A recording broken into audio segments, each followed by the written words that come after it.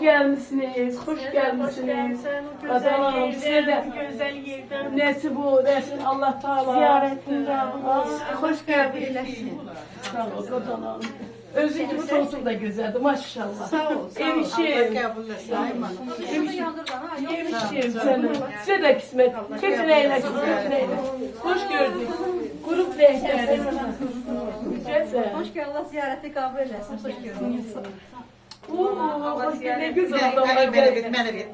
Sene kurban, sene Sözü kısmet. sağa bit. Koy başka. İnşallah. Hamımız gidersiniz.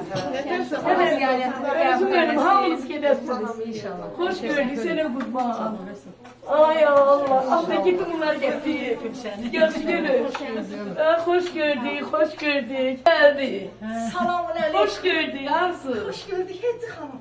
Hoş gördük. Ne dersin? Ne var ne yok. Hoş geldin. Yemin ben Hacı Hanım dedim.